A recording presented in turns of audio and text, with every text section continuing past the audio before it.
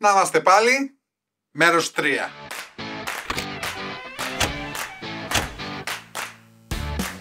Δεν είναι και πολλά πράγματα να κάνουμε. Πρέπει να καθαρίσω το πληκτρολόγιο για να της το δώσω καθαρό καινούριο. Τα πληκτρολόγια γενικά καθαρίζονται σχετικά εύκολα, ειδικά άμα βγαίνουν τα πλήκτρα. Στα περισσότερα απλά τα τραβάς τα πλήκτρα και βγαίνουν και ξανακουμπώνουν. Ειδικά είναι μηχανικό, σας δίνουν και ένα εξαρτηματάκι για να τα πιάνετε πιο εύκολα και να τα βγάζετε. Αφού τα βγάλετε, τα βάζετε σε μια λεκανίτσα με σαπουνό νερό, δεν θέλει κάτι παραπάνω. Τα ανακατώνετε εκεί καλά, τα αφήνετε λίγο να μουλιάσουν και μετά τα βγάζετε ένα-ένα, τα καθαρίζετε, τα αφήνετε να στεγνώσουν και τα ξανατοποθετείτε. Δεν τα βάζετε ξανά μέσα με νερό, δεν πρέπει να έχουν καθόλου νερό να τα βάζετε. Εντάξει. Την έχω κάνει εγώ αυτή τη διαδικασία, τα έχω βγάλει, τα έχω αφήσει σε σαπουνόνερα, τα έχω βγάλει έξω και τα έχω αφήσει να στεγνώνουν. Πρέπει να έχουν στεγνώσει τώρα, γιατί τα παράφησα, μερικές μέρες τα άφησα αντί για να τα αφήσω μερικές ώρες. Οπότε ας τα ξανατοποθετήσουμε. Θα πάρει λίγη ώρα αυτό, οπότε θα το δείτε σε γρήγορη ταχύτητα.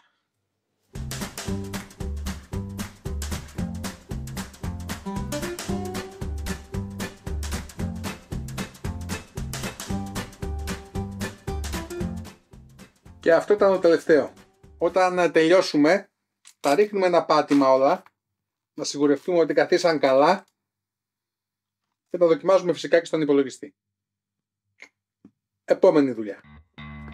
Και τώρα ήρθε η ώρα να δοκιμάσουμε τα αυτοκόλλητα. Πριν βγάλουμε τα αυτοκόλλητα όμως πρέπει να κάνω το peeling του τζαμιού.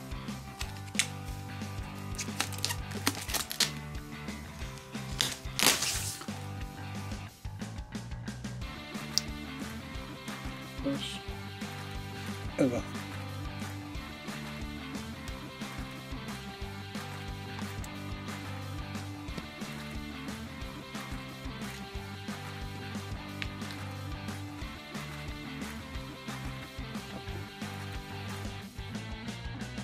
Λοιπόν, αυτά ήταν τα αυτοκόλλητα που αγόρασα, τώρα θα συνεχίσουμε με τα αυτοκόλλητα που τύπωσα.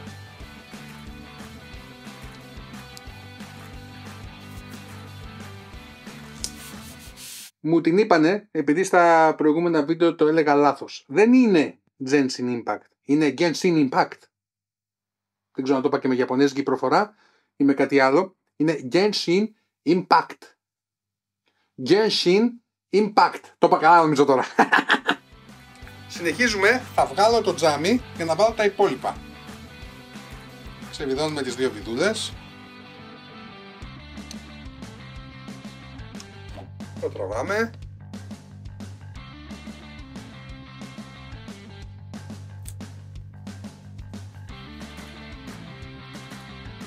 Τα βάλα τα αυτοκόλλητα όσο καλύτερα μπορούσα. Άναψα και τα φωτάκια.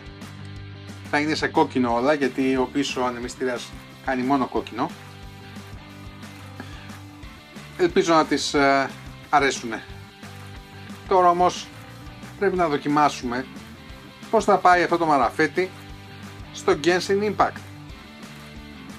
Πάει καλά ή σέρνεται? Για να το κάνουμε αυτό όμως θα χρειαστούμε μια οθόνη, όχι αυτή που έχετε από πίσω, τη δικιά του. Ας την ξεπακετάρουμε. Η οθόνη είναι μια AOC 24 με ενσωματωμένα ηχεία. Ας την ανοίξουμε.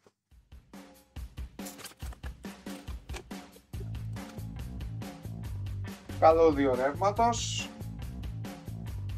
VGA καλώδιο, HDMI καλώδιο, καλώδιο ήχου, οδηγίες, ένα κομμάτι της βάσης της, η οθόνη και το άλλο κομμάτι της βάσης της.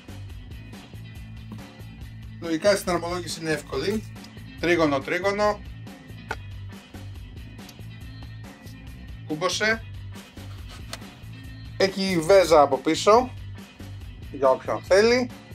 Εμείς για την ώρα θα την βάλουμε με το κούμπομά της. Έχει εδώ ένα peeling, ας το βγάλουμε αυτό, 2 HDMI, μία VGA, μία είσοδο ήχου, μία έξοδο ήχου για ακουστικά. Στήσαμε και την οθόνη, είναι έτοιμο.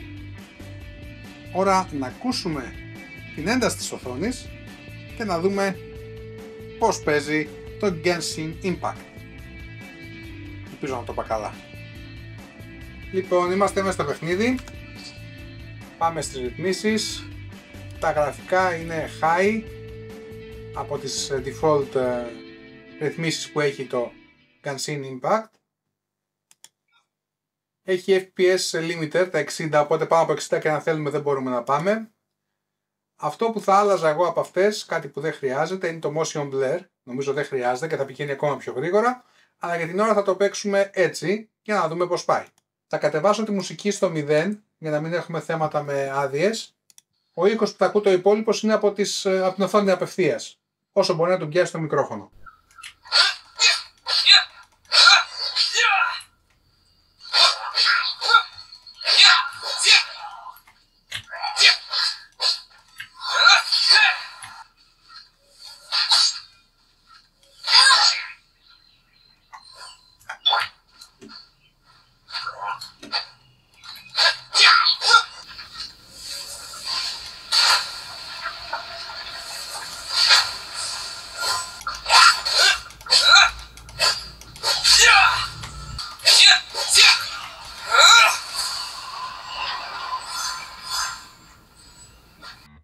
Δεν πάει και άσχημα, έτσι. Με high όλα έμεινε σταθερά στα 60 fps. Ίσως σε κάποια σημεία όταν είχε λίγο πιο πολύ κόσμο να λάγκαρε λίγο, αλλά άμα κατεβάσουμε ελάχιστα, πολύ λίγο την ποιότητα, ή αν απενεργοποιήσουμε το motion blur που για άνοιγμα παιχνίδι κιόλας νομίζω ότι χαλάει λίγο την ατμόσφαιρα, καλύτερα δηλαδή χωρίς motion blur, θα πηγαίνουν όλα τέλεια. Είδαμε λοιπόν πως πάει το παιχνίδι και έχουμε πει για παιχνίδια αν ενδιαφέρεστε, Eneba. Θα υπάρχει link από κάτω, πολύ πιο φθηνά από οποιοδήποτε κατάστημα, είτε Steam είτε οπουδήποτε αλλού θέλετε, και επιπλέον μπορείτε να βρείτε εκεί και κάρτες δώρων Netflix από όλες τις χώρες, ακόμα και από Τουρκία, για όσους ξέρουν τι εννοώ. Και φυσικά δεν είναι μόνο Netflix, έχει και Spotify αν θυμάμαι καλά, και αυτά από διάφορες χώρες. Τα είπαμε λοιπόν όλα, νομίζω τώρα ήρθε η ώρα να απολαύσετε το τελικό αποτέλεσμα.